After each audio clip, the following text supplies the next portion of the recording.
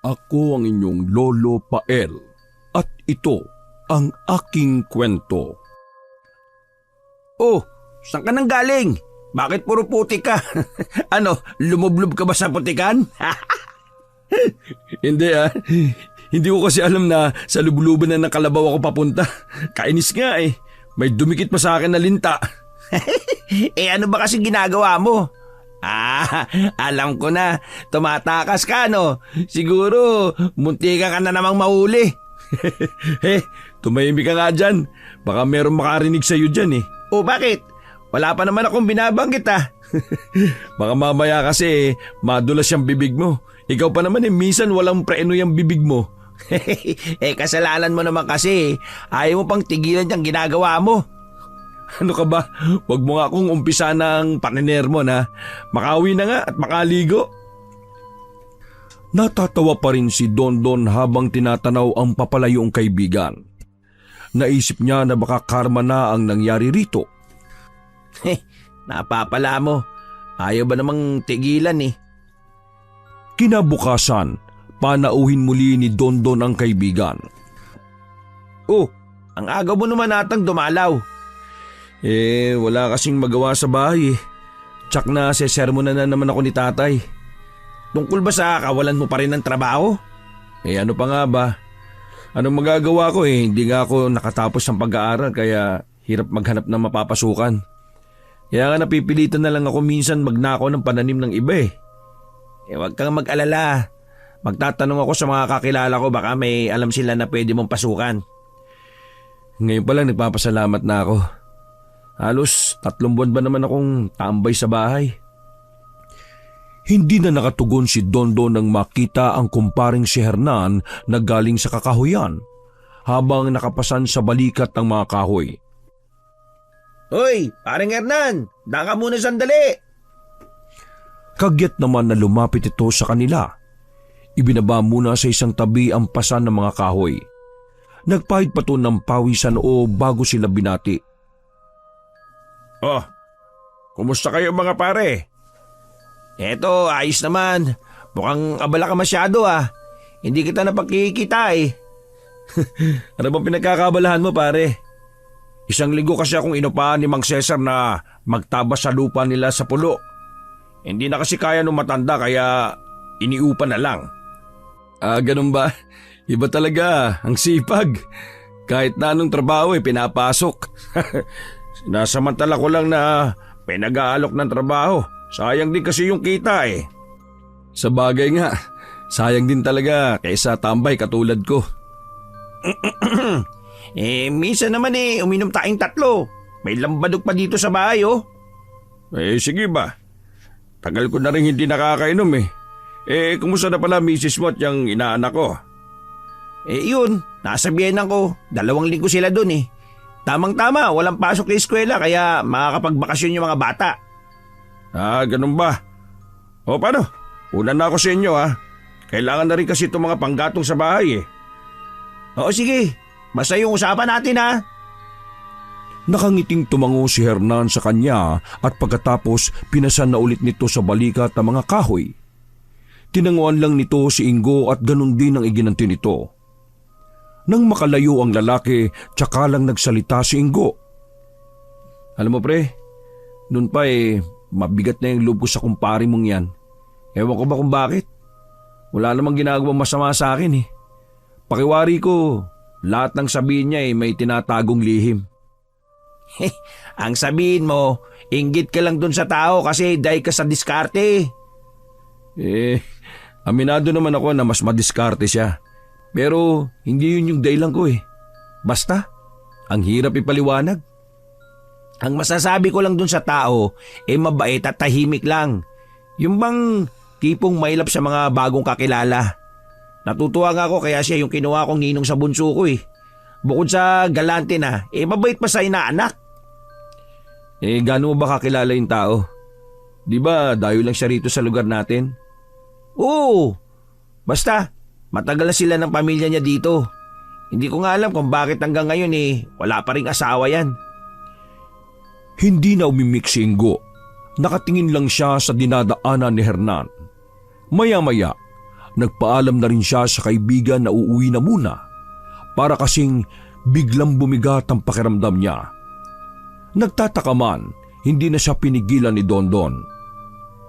Nang sumunod na araw, isang balita ang kumalat sa buong lugar nila. Di umano isang manyakis ang gumagala at hilig nitong mamboso sa mga bahay-bahay, lalo na sa mga naliligong kababaihan sa kanilang tahanan. Sa lugar kasi nila, uso pa rin yung paliguan na nakahiwalay sa bahay. Kasalukuyan pa rin kasing nagigib sila ng tubig sa poso. Sino kayang tarantadong gagawa no, no? Ano, nahuli na ba? Aba malay, ang dami ko nang iniisip eh. Ayoko nang dagdagan pa niyan. Naalala ko bigla yung sinabi ng misis ko noon eh. Hindi na naman kasi naulit kaya hindi ko na rin nabanggit. Na ano? Dati kasi, ang hilig nun maligo sa gabi. Buntis sa bunso namin kaya laging nababanasan. Minsan nung naliligo siya, meron siyang nakita na mga matang nakasilip sa maliit na siwang ng dingding namin. Buti na lang nakasigaw siya. Nung lumabas ako, nabutan ko pa yung lalaki. Kaya lang biglang nawala habang hinahabol ko eh. May palagay ako na iisa lang sila. Naulit pa ba yung pamboboso sa asawa mo? Hindi na. Pero may palagay akong umaaligid pa rin yung manyakis na yon. Siguro naghahanap ng pagkakataon na makapamboso. Madalas kasi ako nakakita ng bakas ng tsinelas sa paligid ng bahay namin eh. Nawala lang yun nung mga anak si misis. Kung sino man siya mag-iingat siya. Hindi siya sasantuin ng mga kababaryo natin dito. Buti ka walang asawa na pwedeng busoan eh. Buti na lang talaga. Dahil kung hindi, ako na mismo ang hahunting sa manyakis na yun kung sino man siya. Ba, tapang ah. Hindi, totoo yun pre. Kaya kung ako sa kanya, magtago na siya sa saya ng nanay niya. Lagot siya dun sa huling binusoan niya. Balita ko matapang daw yung asawa kasi bagong laya. Nako, tingin ko dayo lang yun dito sa atin eh. Wala naman kasing gagawa nun na taga rito. Siguro nga. Pero iilan lang naman yung dayo dito sa atin eh. Napaisip din bigla si Dondon kung sino ang mga dayo sa kanilang lugar. Iilan lang naman at halos dun na tumanda. Napatingin si Dondon sa kaibigan. Biglang kumabog ng malakas ang dibdib niya sa biglang pumasok sa isip. Bakit ganyan ka makatingin? Pre, magtapat ka nga sa akin. Talaga bang pagnanakaw lang yung ginagawa mo tuwing nagbabahay-bahay ka? Oy, teka ha. Hindi ko ata kursunada yung tono ng pananalita mo ha. Meron ka bang gustong ipahiwatig? Naisip ko lang kasi na baka pati pambuboso ginagawa mo na rin. Sabi mo lang pagnanakaw ng pananim lang ang ginagawa mo. Hoy, tarantado ka. Tagalan natin magkaibigan, pinag-iisipan mo pa pala ako ng ganyang kasamang bagay. Oo, huwag kang magalit dyan. Gusto ko lang naman malaman kung totoo eh. Sinong hindi magagalit sa mga pinagsasabi mo? Nakakagago eh. Parang hindi tayo magkaibigan yan eh. Pasensya ka na pre. Hindi ko naman sinasadyang pagbintangan ka eh. Nagtatanong lang. Matalim pa rin ang tingin na ibinabato sa kanya ni Ingo. Hanggang sa walang paalam na umalis ito. Gusto sana niyang pigilan ito pero nag-alangan siya. Hinatid na lang niya ng tanaw ito hanggang mawala sa kanyang paningin. Umaasa siya na huhupa rin ang galit nito sa kanya. Naging tahimik naman ang mga sumunod na araw sa lugar nila. Wala na ring nabalitaan si Dondon tungkol sa di umanong lalaking namboboso sa kanilang lugar. Ilang araw na rin na hindi niya nakikita si Ingo. Nang araw na yon, may mag-ina na bagong lipat sa kubong malapit sa kanila. Ang sabi, kamag-anak ang mga ito ng dating may-ari ng kubo na yon. Dahil sina Dondon ang pinakamalapit na kapitbahay, pinuntahan niya ang mga ito para makipagkilala. Ako yung kapitbahay nyo. Baka meron akong may tutulong. Magsabi lang ho kayo ha.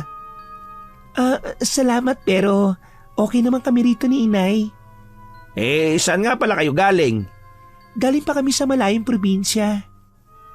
Napatango-tango naman si Dondon at saka nagpaalam na rin. Naiilang kasi siya sa nanunuring tingin ng nanay nito. At maging sa matipid na sagot ni Salve. Para bang ayaw nitong makipag-usap. Di rin ito tumitingin ng diretsyo. Kinuwento nga niya sa asawang nangyari. Sabi lang nito baka nahihiya dahil sa mga dayo lang sila sa kanilang lugar. Sumang-ayon na lang din siya sa sinabi nito. Kasalukuyan siyang nasa labas ng kanilang bahay nang biglang pumasok sa isipan ang kaibigang si Ingo. Matagal-tagal na rin simula ng huling pag-uusap nila nito. Talagang nagtampo nga yata ang mokong na yun ah. Sa lalim ng iniisip, hindi na niya napansin ang papalapit na si Hernan at narinig ang sinabi niya. Ah, sinong nagtatampo? Napalingon naman siya bigla rito. Nakangiti ito sa kanya habang nagtataka ang tingin. Uy, ikaw pala pre. Oh, saan ang punta mo? Dito sa inyo. Sumahod na kasi ako eh. Meron lang akong ibibigay sa inaanak ko. Sino ba yung sinasabi mong nagtatampo? Ay, nako. Sino pa? Di si Ingo. Ilang linggo nang hindi nagagawi rito eh. Naisip ko, baka nagtatampo di kaya tuluyan ang nagalit sa akin. Bakit? May pinag-awayan ba kayo? Isa pa muling malalim na buntong hininga ang pinakawalan ni Dondon bago sinabi rito ang nangyari sa huli nilang pag-uusap. Magagalit nga yun talaga pero may basya naman kasi yung sinasabi mo eh. Ibig mong sabihin naniniwala ka na baka siya yung sinasabi nilang namboboso sa mga kababaihan dito sa atin? Sa totoo lang pare ilang beses ko na siyang nakikitang tumatakbo na para bang may tinatakasan. Nagtataka ako bakit naroon siya sa lugar na yon ng ganong oras. Naisip ko nga na baka meron siyang ginagawang milagro kaya lang ayaw ko namang sa akin manggaling. At saka hindi ko naman siya nakita sa akto ganun ba? Kung hindi niya titigilan yung mga ginagawa niya kapag nahuli siya tsak na kalaboso aabutin niya. Sana lang mali tayo ng iniisip tungkol sa kanya. Ayoko kasing masira yung pagkakaibigan namin Oo, tama ka dyan pare. Oo nga pala pre. May bago akong kapitbahay. May nakatira na dyan sa kubo na malapit lang dito. Yung matagal na walang nakatirang kubo. Di ba sira-sira na yon? Oo, yun na nga. Mag-ina yung bagong lipat Binuntahan ko nga para sana makapagalok ako ng tulong. Kaso, mukhang mga maiilap Ang sama pa mga tingin ng nanay. Baka nahihiya lang. Baka nga. Teka. Ano nga ba yung dala mo para kay Junjun? Ito. Laruan. Nabili ko sa bayan. Nasaan nga pala yung inaanak ko? Maya-maya pa uwi nun. Pinahilot kay Aling Nene. Baka kasi may pilay. Hindi na kasi nawawala ang ubo Alam mo naman, sobrang likot ng inaanak mo. Ganun talaga mga bata. Di ikaw na lang ang magabot nito. Sige. Dapat kasi nag-asawa ka na rin Sigurado ko na magiging ulirang ama ka sa mga magiging anak mo. Nako, wala ngang girlfriend Asawa pa kaya. At saka, tingin ko nalipasan na ako. Alam mo pre, pagdating sa pag-ibig, walang nalilipasan. Meron nga senior citizen na nang makapag-asawa. Ikaw pa kaya? Napapakamot na lang sa ulo si Hernan sa hiya. Halata rito ang pagkailang sa kanya na hindi ito komportable sa ganung usapan. Sa kanyang pagpaling sa ibang direksyon, namataan niya ang isang magandang babae. Nakasuot ito ng mahabang palda at bulaklaki na blouse. Mahaba rin ang tuwid na tuwid nitong buhok. Sandali pa yung lumingon sa kanila bago naglakad palayo. Yan pre. Siya si Salvi, yung nakatira dyan sa kubo. Siya ba? May maganda pala no? Oo, maganda talaga. Ano, ligawan mo kaya? Pabiru pang sabi ni Dondon sa kaibigan. Pero nanatiling seryoso si Hernan habang nakatingin pa rin sa babaeng palayo. Tingin ko naman kay Salvi wala pang sabit Malay mo, magkagustuhan kayo. Ipinilig ni Hernan ang kanyang ulo bago tumingin sa kanya. Nako pre, malabo yung sinasabi mo. At saka, okay na ako sa ganito. Yung mag-isa lang sa buhay. Nandyan naman yung mga magulang at mga kapatid ko Pre, iba pa rin yung asawa at sariling pamilya. Darating yung araw mawawala mga magulang mo at magpapamilya na rin mga kapatid mo. O paano? May iwan ka mag-isa. Napatungo na lang si Hernan sa mga tinura ng kaibigan.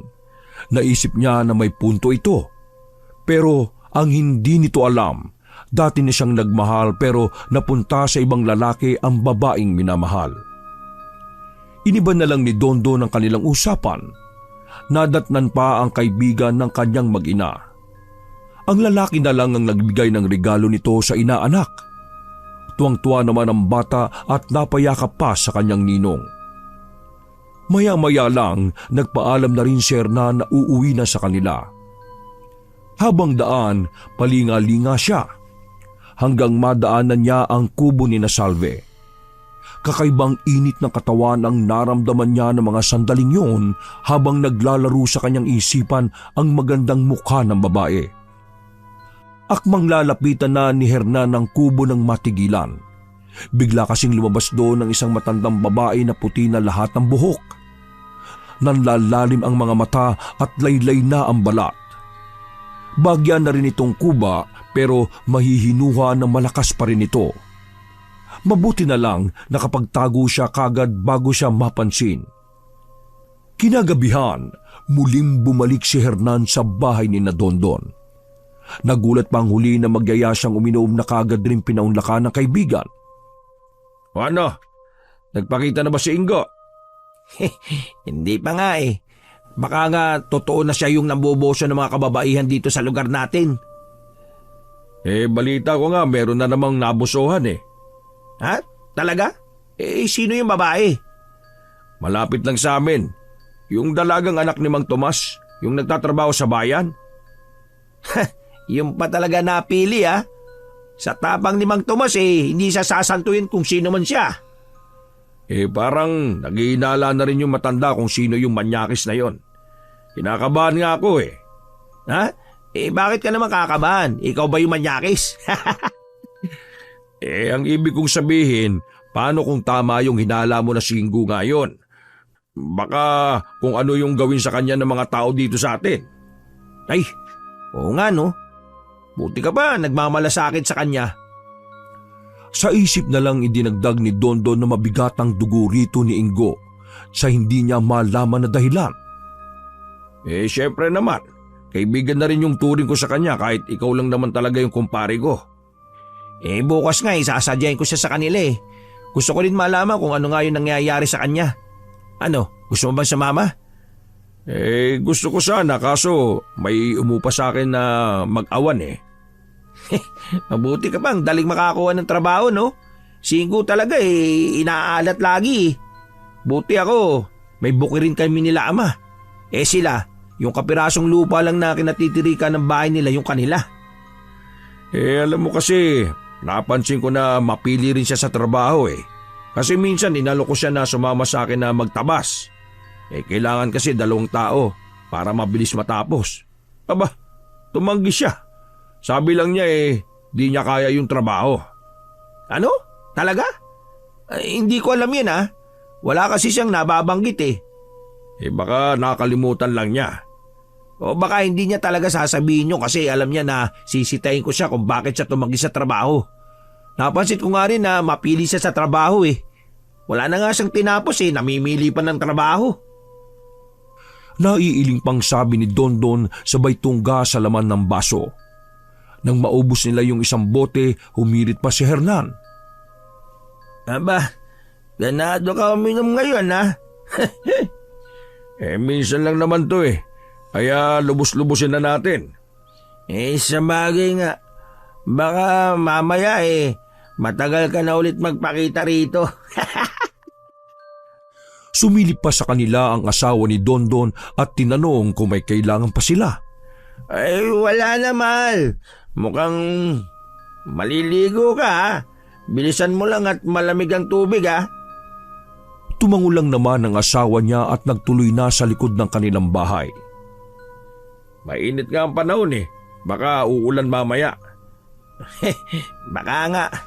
O sige, inyong pa tayo pare. Mukhang ang bilis mong malasing ngayon ha. Hindi naman. Teka. Wala na palang pulutan dito. Kukuha lang ako sandali ha. Dito ka lang ha. Huwag kang aalis dyan ha. Naiiling na lang rito si Hernan. Halata kasi sa kaibigan na lasing na ito at pasuray-suray na ang paglalakad. Siya naman ay tumayo sandali at nagmasid sa paligid habang hinihintay na bumalik si Dondon. Akmang babalik na siya sa kanyang kinauupuan nang makarinig ng mga kaluskos sa may bandang kanan niya papunta sa likod ng bahay ng kaibigan. Tinitigan pa niya ang madilim na bahaging yon. Aalisin na sana niya ang paningin doon nang may makitang anino. Akmang lalapitan niya nang marinig ang paparating na si Dondon.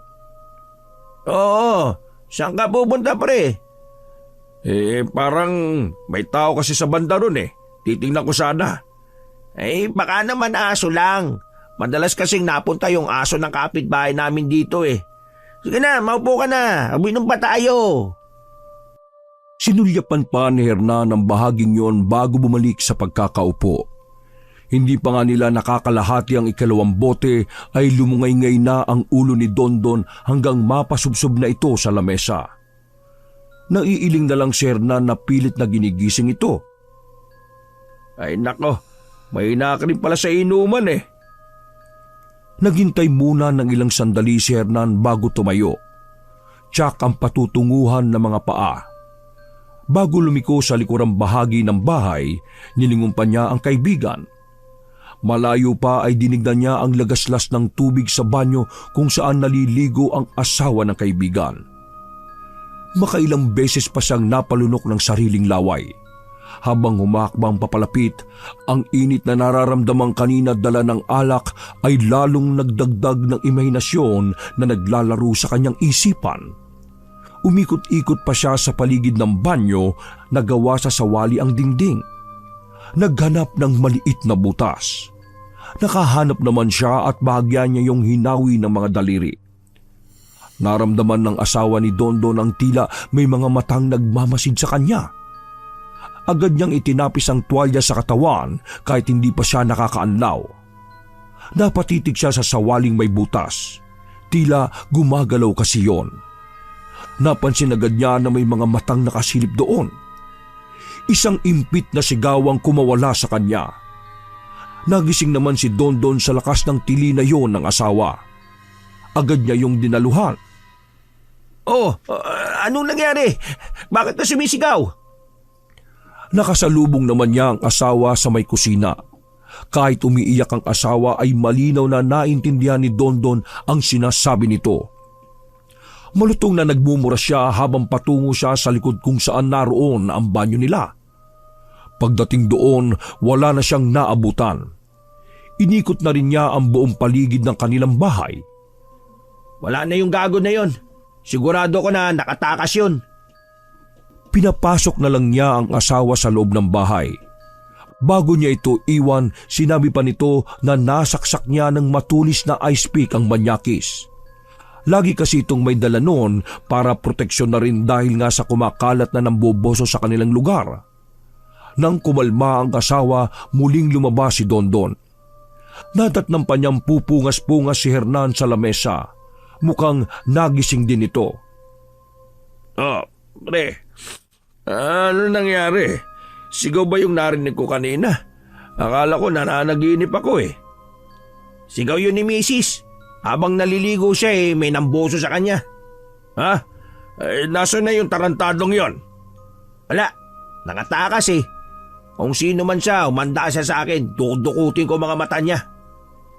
Tara, hanapin natin baka nasa paligid pa yung hayop na yon. Wala na, nakatakas na yun. Sigurado naman ako na hindi na yung makakapagtago pa. Hindi na lang sinabi ni Dondo nang sinabi ng asawa sa kanya. Okay na ba si Kumare? Yung mga bata, ano pre, hindi ba natin to sasabihin kay Kapitan? Hindi na siguro. Wala rin naman siyang magagawa Pinagpahinga ko na lang muna yung asawa ko. Masyadong natakot Bumalik sa kanya yung naranasan niya dati. Ay nako, sino kaya yung hayop na yon? Kapag nakilala ko lang kung sino siya, ako mismo yung dudukot sa mga mata niya. Napapalunok naman si Hernan sa nakikitang galit sa mukha ng kumpare. Mabuti pa uuwi na ako. Sama mo na lang asawa mo at mga bata. Pasensya ka na pre ha. Minsan lang tayo makaharap sa inuman ganito pa nangyari. Wala yon. Ako nga ang dapat tumingi ng dispensa May nangyayari na pala natutulog pa ako. Pasensya na talaga pre ha. Di ko na malaya na nakatulog na pala ako. Wala yun. Okay, paano? Pakisabi na lang kay kumari na uuwi na ako. Naglakad na palayo si Hernan habang hawak ang kanang dibdib. Lumingon pa siya at nakita niyang umikot pa sa likod ng bahay ang kumpare. Wala ka nang aabutan. Aray! Napapangiwi pa siya habang hawak ang balikat na nasaktan. Aksidente niya kasing napisil yun. Kailangan makauwi na kaagad ako para magabot ang sugat ko. Baka ma-infeksyon pa. Habang daan, nakasalubong pa ni Hernan si Salve. Nakatungo ito hanggang makalampas sa kanya. Huminto naman siya sa paglalakad at nilingon ng babae. Saan ang punta niya ng ganitong oras? Hanggang makauwi sa kanilang bahay, laman ng isip ni Hernan ang nangyari sa bahay ng kumparing si Dondon, maging si Salve. Walang dapat makalam ng iniingatan kong lihim. Aniya habang nasa sariling silid at ginagamot ang sugat. Pagkatapos ng pangyayaring yon, ilang araw din siyang nawalagi lang sa bahay nila. Samantala, pinuntahan naman ni Dondon ang kaibigang si Ingo. Naabutan niya itong nagsisibak ng kahoy. Wala itong pang-itaas kaya naman nagkaroon siya ng pagkakataon na pasadahan ng tingin ang katawan nito. Anong masamang hangin na nagdala sa iyo rito? Dinadalaw lang kita. Masama ba? Hindi naman masama kung intensyon mo maganda at hindi mo ko pinag-iisipan ng masama. Pre, wag ka na magtampo. Hindi ko naman yung sinasadya Okay na yun sa akin. Hindi naman kita masisisi. Sa itsura ko ba naman na to? Iniwan nga ako ng nobya Wala pang matinong trabaho kundi ang magnakaw ng paninim ng iba, di ba? Wag mo na kasing gagawin na magnakaw ng paninim ng iba. Baka mamaya ikaw pa talaga mapagbintangan Alam mo pre, kahit ganito ko, malaki ang respeto ko sa mga kababaihan. May nanay at kapatid din akong babae. Hindi ko yun magagawa. Alam ko naman yun. Nadala lang ako sa mga naririnig ko kaya napag-isipan kita ng hindi maganda. Siya nga pala. Ano yung pinagkakaabalahan mo ngayon? Sinama ako ng pinsan ko na nakatira sa kabilang bayan sa trabaho niya. Pinasok niya akong mason sa construction. Lingguan nga lang ang uwi ko rito Di, kauwi mo lang pala. Kahapon lang na umaga. Ano na nga palang balita sa gumagalang manyakis dito sa lugar natin? Hindi na napigilan na ikwento ni Dondon ang nangyari nung nagdaang gabi sa asawa. Anong nangyari? Nakilala mo ba yung manyakis na yon? Hindi nga Huli na ako nakaresponde. Nalasing kami ni Hernan Parehas kaming nakatulog. Nandun din pala si Hernan? Oo, nagyakad kasing uminom daw kami. Perwisyo na talaga kung sino yung tarantadong yun no? Pati ako napag-iisipan mo pa ng masama. Pre, pasensya ka na talaga. Sigurado naman ako na hindi ikaw yun Kasi nasaksak kasi ni Mrs. yung namboso sa kanya. Talaga? Tapang naman pala ng asawa mo, no? May pagkakataon na matapang talaga yun. Kaya lang, nung gabing yun, bumalik sa kanya yung trauma na naranasan niya dati. Paano kaya mahuhuli yung hayop na yun? Lagi naman nagro-ronda mga tanod sa gabi. Sadyang madulas lang talaga yung hayop na yun. Parang palos kung kumilos. Ay nako, huwag na nga natin pag-usapan pa yan. Tara muna sa loob, magkape ka na rin. Sumunod naman si Dondon sa kaibigan nang humakbang ito papasok ng bahay. Maupo ka muna dyan, ipagtitimpla kita ng kape. Wala ang tatay mo? Umuwi muna sa probinsya. Gusto kasi siyang kausapin ng kapatid Ganun ba? Kaya nga okay na rin na stay in sa trabaho. Wala naman akong daratnan dito Baka matagalan pa kasi si tatay doon. Oo nga pala. May bago kaming kapitbahay na mag-ina. Nakatira sila dun sa kubo na malapit lang sa amin. Kamag-anak daw sila nung dating may-ari ng kubo. Ah, talaga? Di ba sira-sira na yung kubo na yon? Buti napakinabangan pa nila. Siguro pinaayos. Medyo mailap yung mag-ina. Natural lang siguro yun, bago pa lang sila sa lugar natin. Dapat nga maging palakaibigan sila kasi bagong salta sila dito sa atin. Tsaka sa atin din naman hihingi sila ng tulong kung sakali, di ba? Nagkibit balikat lang si Ingo. Inilapag na nito ang 2 tasa ng kape sa lamesa na gawa sa manipis na tabla. Nagdaan ng sandaling katahimikan sa pagitan nila. Si Dondon ay lihim na pinag-aaralan ng kaibigan. Nakakaramdam din siya ng hiya rito dahil pinag-isipan niya ito na masama. Siya nga pala pre. Kailan pala ang trabaho mo ulit? Bukas ng umaga ulit ang balik ko doon. Buti nakakuha ka ng trabaho para hindi ka laging pinag-iinitan ng tatay mo. Buti nga kamo. Hindi na rin naman nagtagal si Dondon. Nagpaalam na rin siya sa kaibigan. Pag natapos ang trabaho ko ako naman ang dadayo sa iyo at magyayayang uminom ha.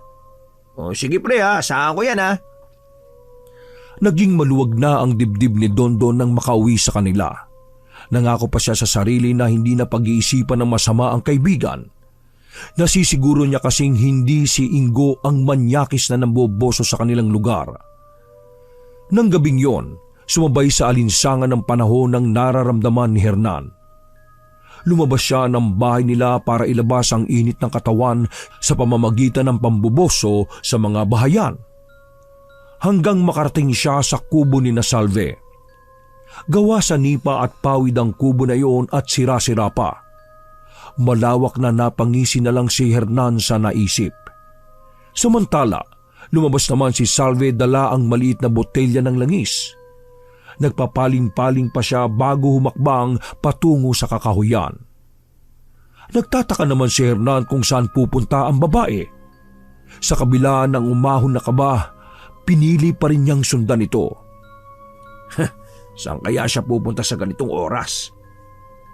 Sinundan niya ito hanggang makarating sila sa gitna ng kakahuyan kung saan hindi na halos napupuntahan ng mga tao. Ano kaya yung gagawin niya rito? Hindi ba siya natatakot?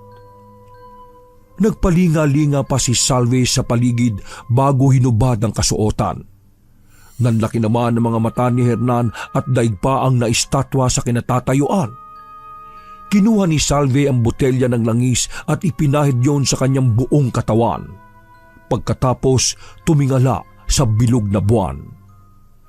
Nasaksihan ni Hernan ang biglang pagkati ng katawan nito at pagtubo ng malapaniking pakpak ng babae.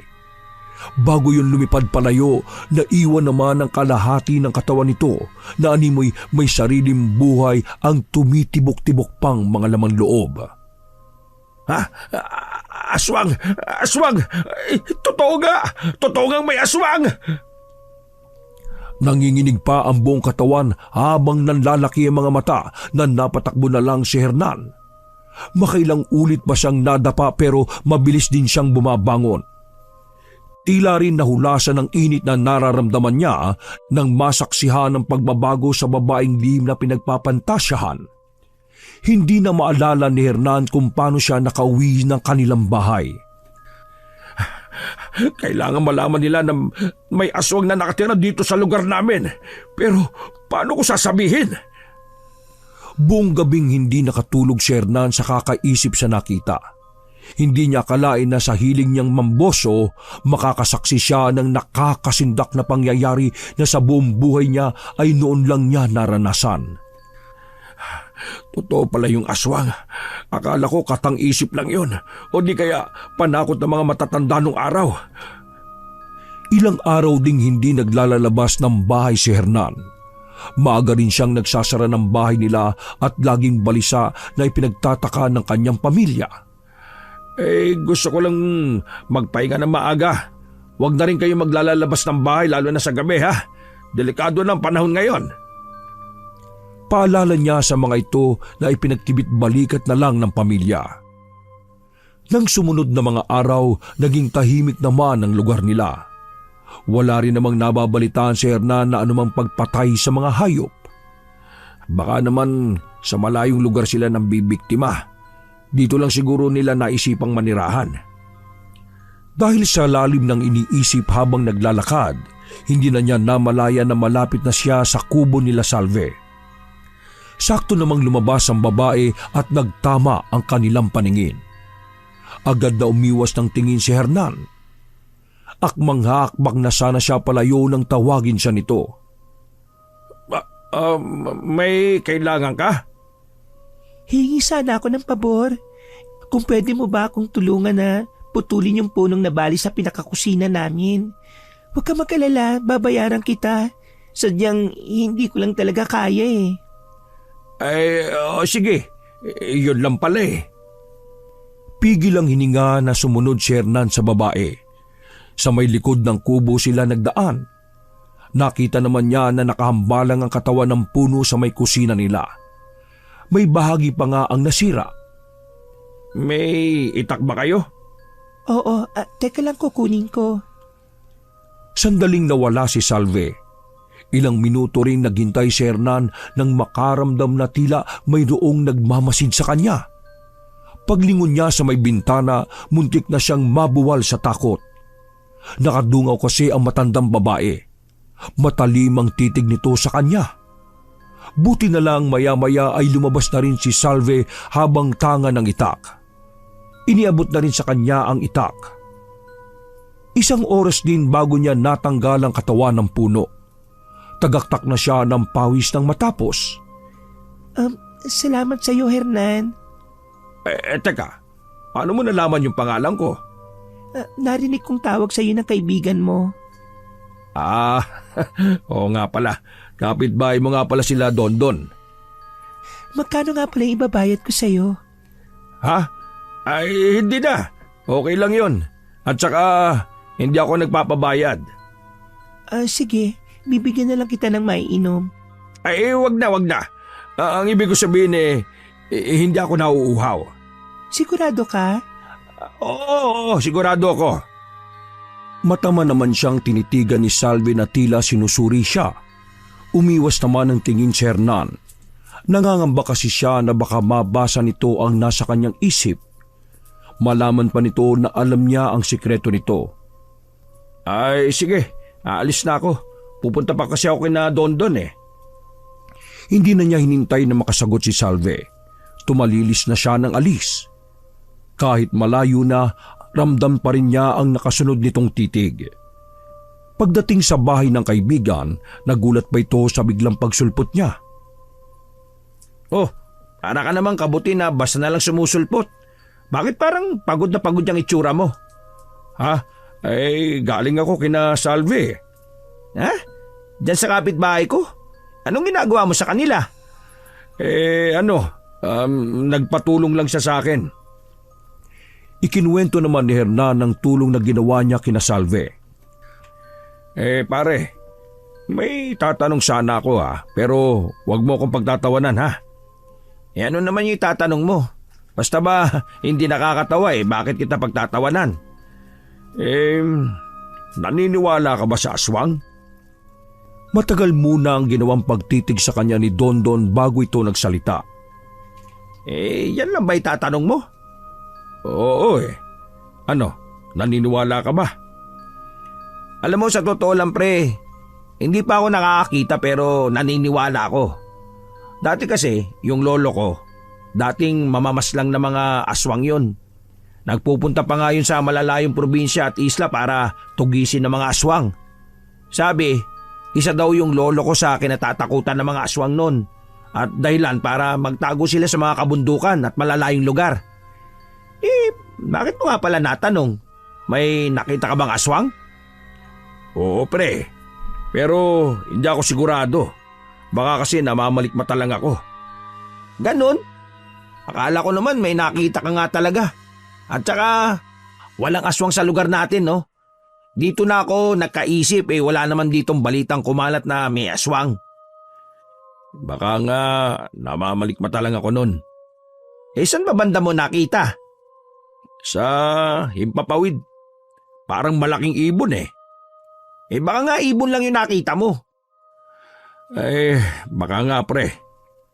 Ay nako, yung malaking salot dito sa lugar natin, hanggang ngayon hindi pa rin nahuhuli. Yung manyakis na yun. Hindi pa rin pala. Wala kasi akong balita eh. Paano? Hindi ka rin yata naglalalabas eh. Teka. Akala ko ba yung pinaghihinalaan mo yung si Ingo? Hindi pare. Nagkamali lang ako ng paratangan ko siya. Hindi siya yun. Sigurado ka? Oo. Nahiya nga ako sa kanya eh. Naiiling pang sabi ni Dondon.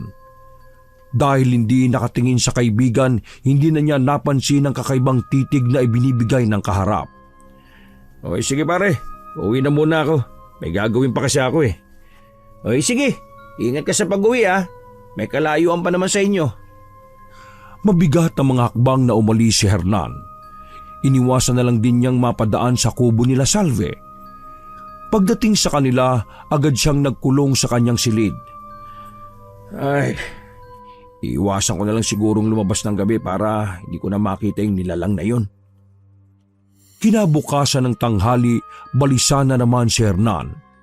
Hindi siya mapakali na pabalik-balik ang kanyang lakad. Nang hindi na nakatiis, lumabas siya ng bahay nila. Napatingin siya sa mataas na sikat ng araw. Isang bahay na malayo sa kanila ang kanyang pinuntahan. Malayo na ito sa karamihan. Mag-anak ang nakatira sa bahay na yon at hapon na kung dumating ang padre di pamilya. Ang tanging naiiwan doon ay asawa at 2 taong gulang na anak. Agad siyang naganap ng maliit na siwang ngunit bigo siyang makahanap. Lulugo-lugo na lang na nilisan niya ang lugar. Nakarating siya sa bahay ng kumparing si Dondon. Nakita niyang papaalis ang lalaki. Tamang-tama. Wala din tsak yung mga anak at nasa eskwelahan. Mabilis ang mga hakbang na lumapit siya sa bahay ng mga ito. Narinig naman niya ang paglagaslas ng tubig. Nabuhayan siya ng pag-asa ng mga sandaling yon. Nadismaya lamang siya nang makitang wala na ang butas na maaari niyang silipan. Nako, malas naman oh. Hindi niya akalain na mapapalakas ang boses niya. Biglang nagsalita ang kumari niya at nagtanong kung sino ang nasa labas ng banyo. Tinawag pa nito ang asawa. Kumaripas na ng takbo si Hernan. Sa pagmamadali, nabangga pa niya si Salve. Nako, pasensya na hindi ko sinasadya. Sino bang tinatakasan mo? Nagmamadali ka. Wala. Sige na, mauna na ako. Naliligo sa sariling pawis si Hernan bago pa man siya makauwi ng kanilang bahay. Buisit, muntik na naman ako mahuli. Ilang araw na namang ulit hindi naglalalabas ng bahay nila si Hernan. Isang hapong yon, habang namamahinga siya, tinawag siya ng kanyang ama at sinabing nasa labas si Dondon at hinahanap siya. Lumabas siya nang hindi namamalayan na hubad baro pala siya. Oh, pre, napadalaw ka. May pinuntahan akong malapit lang rito, kaya naisipan ko na rin na dumaan. Wala kaya tang trabaho ngayon? Oo nga mahigit 1 linggo na nga yata. Natigilan naman bigla si Dondon nang makita ang sugat nito sa may bandang kanang dibdib. Medyo sariwa pa yon. O pre, bakit nagkasugat ka? Ha? Ito ba? Sumabit sa sanga ng puno. Oo, sumabit. Ganun ba? Napaisip naman bigla si Dondon. Mukha kasing hindi yun sumabit sa sanga ng puno. Ano pre? Gusto mo ba ng maiinom? Hindi na. Katatapos ko lang din kasing magkape sa bahay ng pinuntahan ko eh. Malapit lang dito sa inyo. Okay, tara. Pasok ka muna sa loob. Hindi na rin. Duman lang talaga ako. O sige, palis na rin ako. Okay, sige pre. Ingat sa pag-uwi ha. Ngumiti pa si Dondon sa kanya bago tumalikod. Napatingin naman si Hernan sa sugat niya. Nako, bakit ba kasi nakalimutan kong magbihis eh? Nakita tuloy niya itong sugat ko. Matuli na lumipas ang mga araw. Mas lalong naging madalang na ang pagkikita ng tatlo. Si Ingo ay madalang nang umuwi kasi kahit araw ng linggo may pasok ito. Si Hernan naman ay nag-iingat lang na mahuli na siya ang manyakis sa kanilang lugar.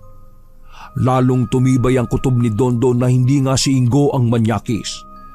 Kahit kasi wala ang kaibigan, patuloy pa rin ang pamboboso ng salarin. Sino nga kaya siya? Naitunong ni Dondon habang nakatanaw sa kadiliman ng gabing yon. Ang hina naman kasi ng mga nagpapatrolya ng mga tanod dito sa amin eh. Para naman kasing puro tulog lang sa kangkungan ang ginagawa nila kaya hindi mahuli-huli yung salarin. Naiiling na lang siya. Akmang isasara na niya ang bintana nang makarinig ng malakas na pagaspas ng pakpak. Laking ibon naman ata nun. Lalabas sana si Dondon para tingnan yon nang matigilan siya. Biglang naalala ang sinabi ng kumparing si Hernan. Nang muling marinig ang pagaspas ng mga pakpak, agad na niyang isinara ang bintana.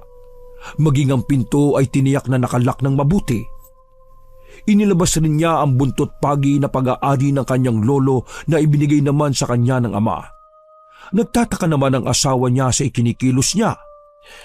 May aswang, doon muna kayo sa kwarto ng mga bata. Dalhin mo rin yung garapon ng asin. Dali! Nahintatakutan namang sumunod ang babae. Si Dondon naman nanatili sa sala ng bahay. Pinapakiramdaman niya ang pagaspas ng pakpak. Naroon pa rin yun. Pero habang tumatagal ay pahina na ng pahina. Nakahinga naman siya na maluwag ng tuluyan ng lumayo ang aswang. Salamat naman. Totoo nga yung sinabi ni Hernan ha. May aswang nga. Kinabukasan, pagkatapos ng almusal, nagpaalam muna si Dondo na pupuntahan ng kumpare nilang si Hernan. Habang daan, nakasalubong niya si Ingo. O pre, saan ka pupunta? Para kang hinahabol ng 10 kabayo dyan ha. Bala ko pa naman sanang puntahan ka sa inyo. Buti nakasalubong kita. Pupunta sana ako kina paring Hernan. Tara, sama mo muna ako sa kanila. Sandali lang naman ako doon eh. Oy, sige. Para makarating na rin ako sa bahay nila. Nang makarating sila sa bahay ng lalaki, ang nadatnan lang nila ay ang nanay nito. Sabi nito, kaalis lang daw ng anak. Agad na rin silang nagpaalam. Baka may trabaho yung tao. Siguro nga. Ikaw, wala ka bang trabaho ngayon? Tapos na. Inalok nga ako ng pinsan ko kung gusto ko nga ba daw sumama sa kanya. Kaso, malayo yung next project eh. Sabi ko pag-iisipan ko muna. Ayoko rin naman kasing malayo sa pamilya ko. Kung may iba namang mapapasukan na mas malapit dito ka na nga lang. Naisip ko nga kahit trabaho sa lupa papatusin ko na. Ang mahalaga marangal na trabaho yun. Buti nabago-bago na yung pananaw mo sa buhay. Oo naman. Ayoko namang... Uy, pare. Di ba si Hernan yun? Sabay turo sa lalaking mabilis na naglalakad. Akmang tatawagin ito ni Ingo nang pigilan siya. Lihim rin nila itong sinundan. Ano bang nangyayari ha? Bakit kailangan nating sundan yung kumpare mo? Hindi ko rin alam Basta, sundan na lang natin siya. Ano? Ang gulo mo, hindi kita maintindihan. Basta, sumunod ka na lang. Napapakamot na lang ng ulo si Ingo na nakasunod sa kanya. Sa kakasunod kay Hernan, nakarating sila sa isang bahay na malayo ng agwat ng mga kapitbahay. Agad silang nagtago nang magpalinga-linga si Hernan. Ang mga sumunod na pangyayari ay hindi nila inaasahan. Nakatinginan pa silang dalawa nang makita na binobosohan nito ang babaeng naliligo. Abay manyakis pala yung kumpare mo Siya pala nang boboso? At tagal kong nag-isip kung sino yung manyakis na namboboso sa asawa ko. Yung pala, siya lang. Kumpari ko pa. Oo, uminahon ka lang pre. Huwag ka magpadalos-dalos. Uy, saan ka pupunta? Ngunit nagmistulang bingi si Dondon. Parang mabangis na hayop na sinugod nito ang kumpare na nagulat sa bigla niyang pagsulpot. Hayop ka! Ikaw pala yung manyakis! Kumpare pa kita! Papatayin kitang hayop ka! Sunod-sunod naman na suntok ang pinakawalan ni Dondon sa nagulat na lalaki. Agad namang umawat si Ingo ngunit nagmistulang mabangis na hayop si Dondon na ayaw magpaawat. Hindi ko alam ang sinasabi mo. Ano ba? Aray! Huwag ka na magmangmangan pa. Uli ka na sa akto eh. Ayan oh, namboboso ka na naman. Ang babaeng naliligo ay biglang napalabas ng banyo habang tulala na lang na nakatingin sa kanila. Sinabihan ito ni Ingo na humingi ng tulong. Agad namang itong tumalima. Tama na pare, baka mapatay mo siya. Talagang papatayin ko itong tarantadong to. Itinuring kitang pangalawang ama ng anak ko, tapos manyakis ka palang hayop ka? Hindi totoo yan. Maniwala ka pare, hindi ako yon. Huwag ka nang magsinungaling. Uli ka na nga oh. Nagsisinungaling ka pa? Hintay mo sila kapitan, yari ka talaga. Tingnan ko lang yung gagawin sa'yo ng mga nabiktima mo. Yukong-yuko naman si Hernan habang walang tigil sa pagbumura sa kanya habang nagsasalita ang kumpare. Tama na pare, makukulong na yung tarantadong yan. Huwag mo nang dungisan pa yung kamay mo. Hindi rin makapaniwala si Ingo na magagawa ito ng lalaki. Ngayon alam na niya kung bakit mabigat ang loob niya rito. Ito pala ang malagim na sikreto nito. Maya-maya, dumami na ang mga nakikiusyoso sa mga nagaganap. Nakakuha naman ng tiyempo si Hernan para tumakas. Tumakbo siya patungong gubat. Hinabol naman siya ni na Dondon at Ingo, maging ang mga kalalakihan sa lugar. Pero hindi na nila nakita pa ang lalaki kung saan sumuot. Aba, ang bilis namang nawala nun ah. May sapalos nga talaga. Sayang nga lang at hindi na umubra yung sapalos niya. Huli na siya ngayon eh, kahit saan pa siya magtago. Maghapon nilang hinanap si Hernan pero hindi nila ito nakita pa. Maging ang pamilya nito ay nagulat sa akusasyon sa lalaki. Pinagpipilitan pa ng mga ito na hindi yun kayang gawin ng lalaki. Ganun naman lagi ang sinasabi ng kapamilya eh. Mabait ang anak nila at hindi yun kayang gawin. Ay nako, nagawa na nga oh. Saan kaya nagtago yung hayop na yun? Nandyan lang yun. Nagpapalamig lang bago bumalik sa pamilya niya. Hanggang ngayon hindi pa rin ako makapaniwala na manyakis yung hayop na yun eh. Ginawa ko pa siyang ninong ng anak ko ha. Lagi ko pa siyang pinupuri sa mga ginagawa niya. Minsan, hindi natin alam yung nasa likod ng kabaitan ng isang tao. Minsan, mas malagim pa sa inaasahan natin. Napapabugan na lang si Dondon ng hangin. Sandali silang tumigil sa paghahanap sa kumpare niya. Malapit na rin kasing dumilim noon. Naalala na naman niya yung tungkol sa aswang. Mabuti ba pre, umuwi na muna tayo. Malapit ng dumilim oh.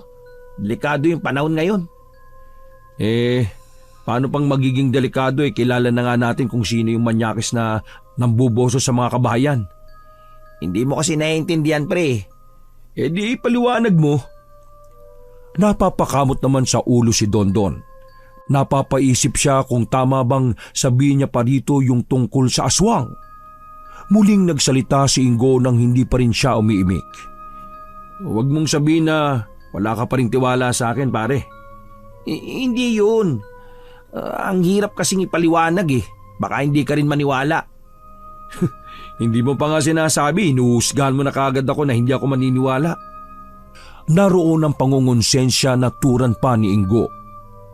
Si Dondon naman ay nagpalinga-linga sa paligid.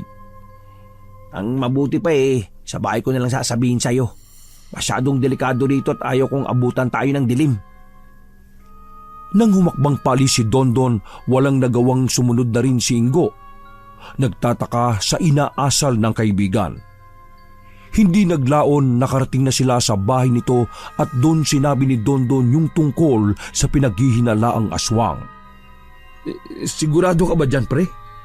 Oo, kaya nga pupuntahan ko si Hernan para kumprontay na totoo nga yung sinasabi niya na may aswang talaga. Kaya lang, ayun, nahuli nga natin siya na sa di kaaya-ayang sitwasyon na nang-aaswang. Buisit. Paano yan? Mag-isa pa naman ako sa bahay namin. Dito ka muna ngayong gabi. Huwag ka nang umuwi sa inyo. Napasulyap si Ingo sa bukas na bintana. Latag na ang dilim na mga oras na yon. Napatitig siya kay Dondon. Sigurado ka bang aswang nga yun, pre? Baka nga malaking ibon lang yun, gaya ng una mong hinala. Hindi pre, natitiyak kong aswang nga yun. Hindi ko lang tiyak kung dinaanan lang niya itong bahay namin o malapit lang dito yung bibiktimahin niya. May nabalitaan ka bang namatay dito sa atin o di kaya mga hayop? Wala eh. Pero malay mo, sa ibang lugar siya nang bibiktima at dito lang sa atin nagtatago. Sana naman mali yung hinala mo, pre. Nang gabing yun, sa sala natulog si Ingo. Naging mailap sa kanya ang antok dahil sa ikinuwento ng kaibigan. Lahat ng ingay at kaluskos ay rinig na rinig niya. Nang hindi na nakatiis, bumangon siya at sumandal sa upuan. Ay, mapupuyat ako nito Maya-maya lang nakarinig si Ingo na tila pagaspas ng malaking ibon sa paligid. Lumabas naman si Dondon sa kwarto ng mga ito. Sumenyas pa ito na huwag maingay. Lumapit pa ito sa may bintana. Bagyang sinilip ang labas. Ang pagaspas naman ng pakpak na kanilang narinig ay palakas ng palakas. Natitiyak nilang nasa paligid lang yon. Tumagal rin ng halos 1 oras ang paglipad-lipad nito sa paligid ng bahay. Parang nauupos na kandila na napaupo na lang ulit si Ingo sa upuan. Totoo nga talaga. Pero bakit nandito yung aswang na yon? Daan-daan lang sa pagsasalita. Baka nariyan lang yun sa paligid. Narinig kaya nila yung sinabi ko? Sa pagkakaalam ko, malakas ang pakiramdam ng mga alagad ng dilim Bumalik ulit ang matinding takot na nararamdaman ni Ingo. Tila naninigas na rin ang buo niyang katawan at hindi gumagalaw sa kinauupuan. Pinalipas pa nila ang ilang oras hanggang sa marinig na nila ang pagtilaok ng tandang ng kapitbahay. Tsak na bumalik na yun sa pinanggalingan niya. Sana hindi ko makaharap yung aswang na yun. Baka hindi ko kayanin. Baka bago pa niya ako makain mamatay na ako sa sobrang takot. Hindi ko alam na may pagkaduwag ka pala. Hoy, wag mo akong pagtawanan ikaw ba hindi natatakot sa aswang? Natatakot din, pero hindi katulad ng reaksyon mo. Isipin mo lang duwag ako, pero hindi na ako uuwi dito. Doon muna ako sa pinsan ko hanggat hindi umaalis yung aswang na yun. Baka mamaya puntahan pa ako nun sa bahay ko. Wala pa naman akong kasama dun. Sorry kung natatawa ako pero sige, maganda yung plano mo. Nag-aalala rin kasi ako sa iyo lalo't mag-isa ka lang sa inyo. Siguro mamaya bago magtanghalian aalis na ako. Pinakain muna ni Dondon ng almusal ang kaibigan bago pinayagang umalis. Uuwi daw muna ito sa bahay para kumuha ng ilang gamit bago umalis. Sasabihan daw din niya muna ang mga kapatid na huwag munang uuwi sa kanilang lugar. Naiwan naman si Dondon sa labas ng kanilang bahay. Laman ng isipan niya kung nasa na nga ba si Hernan. Iniisip mo ba kung nasaan si Hernan? Nagulat pa si Dondon sa biglang pagsasalita ng babae sa kanyang likuran. Oo. Nabalita mo naman siguro, no?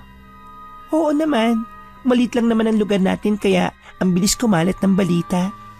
Nariyan lang yon, tsak na nagtatago. Magtatago talaga yun. Sana lang hindi pa siya nakakatakas. Wala naman siyang ibang mapupuntahan Pati ba ikaw nabiktima rin ni Hernan? Oo, ilang beses.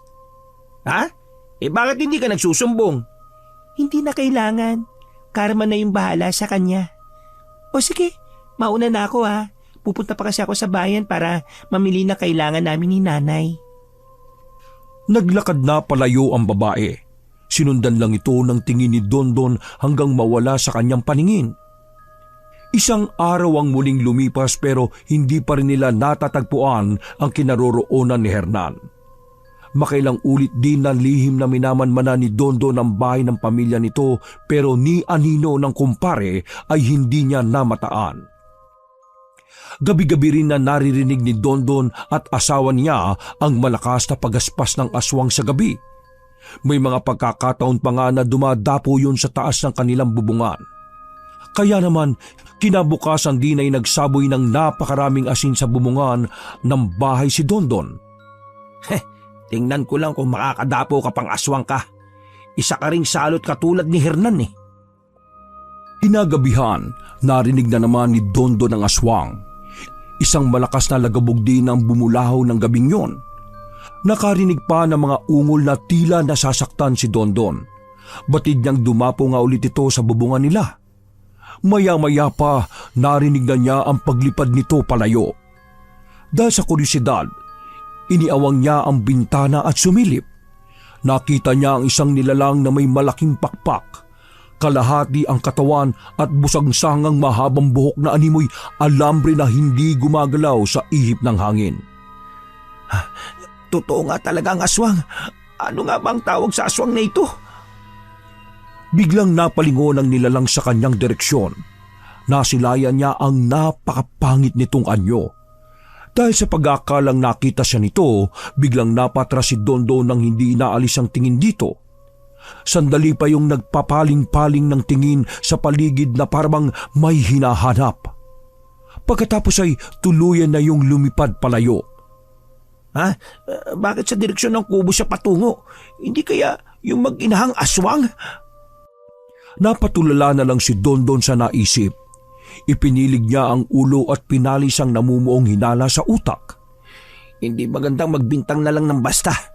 Wala naman akong katibayan eh. At saka, simula nang dumating ang mag-ina, wala naman kami nabalita na nabiktima ng aswang dito. Taliwas naman sa paniniwala ng asawa ni Dondon. Naniniwala ito na aswang ang mag-ina na kapitbahay nila. Iba daw kasi ang nararamdaman nito tuwing nakikita si Salve. Minsan daw na nakasalubong niya ito sa daan ay nagtama ang kanilang mga mata. Baliktad di umano ang refleksyon nito sa mga mata ng babae. Mahirap kasi na magbintang na lang tayo ng walang solidong ebidensya. Pero magdadagdag ako ng mga pangontra sa paligid ng bahay natin. Huwag ka mag-alala, hindi ko kayo pababayaan. Kahit paano may mga naituro rin naman sa akin si Lolo kung paano lalabanan yung aswang eh. Sunod na umaga, nakita ni Dondon si Salve. Malayo pa lang ay napansin niya na parang may dinaramdam ito. Binati niya ito nang matapat ito sa kanya. Ikaw pala, Dondon. Oh, mukhang namumutla ka yata Ha? Medyo masama yung pakiramdam ko eh. Ganun ba? Saan ang punta mo? Sa bayan, mamimili ng mga sariwang karne. Napalunok naman si Dondon. Pakiwari niya sinadya yung sabihin ng babae sa kanya. Bigla ding kumabog ang kanyang dibdib habang blanko ang ekspresyon ng mukha ni Salve na nakatingin sa kanya. Pinilit naman niyang itago ang tunay na nararamdaman ng mga sandaling yon. Maganda nga na ganitong araw ka mamili para sariwa talaga yung mabibili mo. Hindi na rin naman sumagot pa si Salve. Nilampasan na siya nito. Nang dumaan ito sa kanyang harapan, naamoy niya ang malansang amoy ng katawan nito. Ilang minuto rin siyang parang itinulo sa kanyang kinatatayuan bago lumingon. Wala na ang babae. Ang bilis naman niyang naglakad. Hindi ko alam kung katatakutan ko ba siya. Siguro kailangan kong mailayo muna ang mag-iina ko. Napapahagod na lang ng batok si Dondon. Nag-isip din siya ng pwedeng maging solusyon sa problema.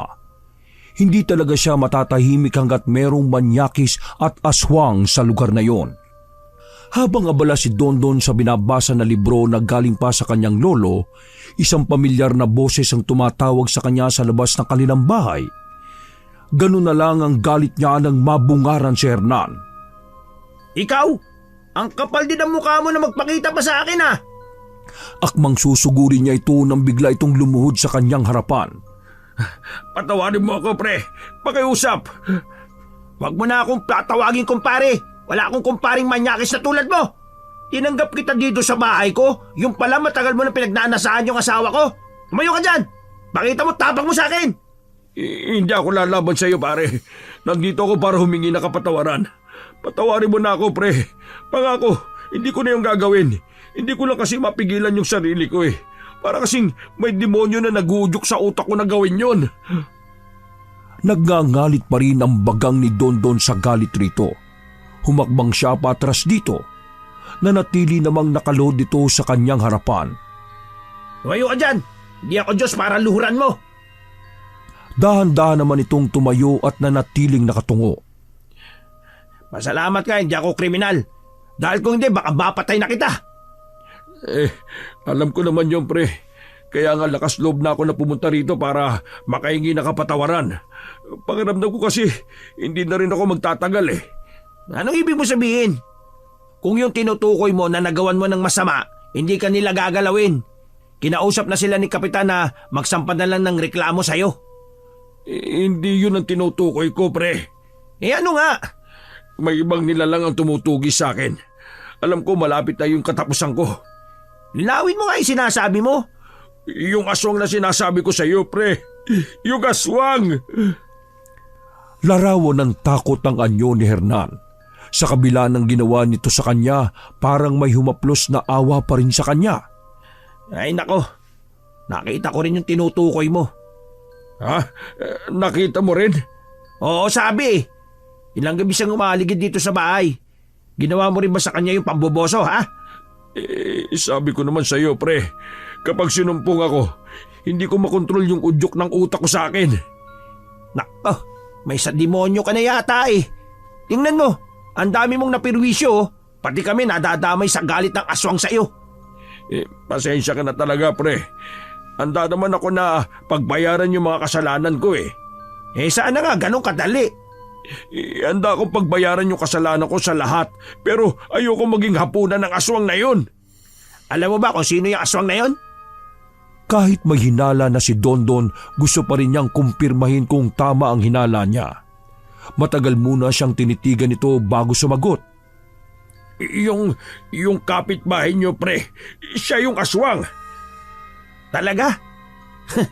Sabi na nga ba't tama ako eh? Anong gagawin ko? Hayaan ko na lang bang mamatay ako sa aswang na yun? Sa panahon kasi ngayon, wala nang basta-basta maniniwala na may aswang pa ngayon. May malaki ka pang atraso kaya hindi tayo basta-basta makakahingi ng tulong. Napatungo na lang si Hernan sa kanyang sinabi. Lumaylay din ang kanyang balikat, tanda ng pagkatalo. Tatanggapin na lang niya ang malagim niyang kapalaran. Siguro, yan ang sinasabi sa iyo ni Salvi na karma. Oo, pre. Alam ko. Ang mabuti pa umuwi ka na muna sa inyo. Hindi ka naman pababayaan ng pamilya mo eh. Kailangan mo nang umalis. Ayokong abutan ka rito ng asawa ko. Patindi ang galit nun sa'yo. Maluha-luha pa rin na tumango si Hernan. Nang akmang aalis na ito ay tinawag siya ni Dondon. Mag-iingat ka ha. Pupuntahan na lang kita sa inyo. Napangiti naman ito bago nagmamadali ng umalis. Ay nako, ano ba itong ginagawa ko?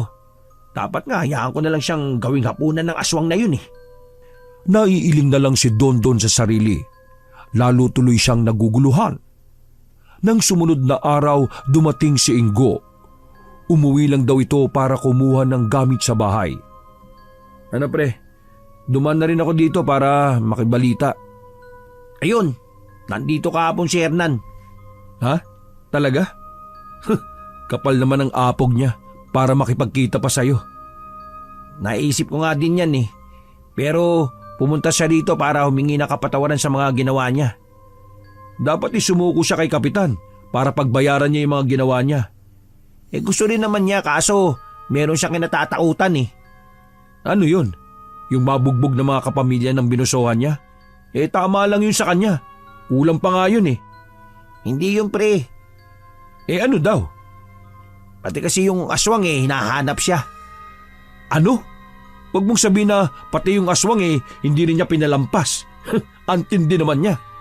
Kaya nga niya nakilala kung sino yung aswang eh. Sino naman daw?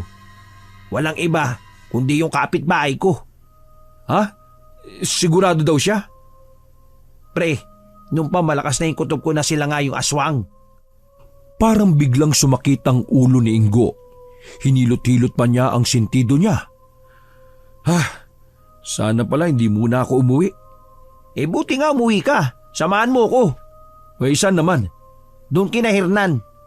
Huwag mong sabihin na tutulungan mo pa yung hayop na yon. Hayaan mo siyang lapain ng aswang. Kung ako sa'yo ituturo ko pa yung kinaroroonan niya Uy, sama mo naman pre. Huwag ganyan. Aba, pagkatapos niyang busuan yung asawa mo? Nako, kung ako yun, baka mapatay ko pa yun sa gulpi. Galit pa rin naman ako sa kanya Hindi ko na ulit hayaan na makalapit siya sa pamilya ko. Pero ibang usapan yung tungkol sa aswang. Ikaw ba, komportable ka merong aswang sa paligid? Kaya nga ayaw ko umuwi muna rito Baka mamaya ako pa yung mabiktima ng aswang na yun. Kaya nga, para din to sa mga kababaryo natin. Ano ka ba, bayani?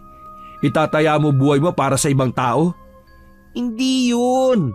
Gusto ko lang mawala yung mag-inang aswang na yun dito sa atin. Kasi, buntis si Mrs. ulit Ha? Talaga? Aba, congrats Salamat. Pero hanggat nariyan yung mag-inang aswang na yan hindi ako mapapanatag. Ay, sa bagay. Ano palang plano mo? Matagal na tinitigan ni Dondon ang kaibigan bago ito niyaya na puntahan si Hernan sa kanila. Wala namang magawa kundi sumunod na lang ito sa kanya. Pagdating sa bahay ni Hernan, biglang sumulak ang dugo ni Ingo rito.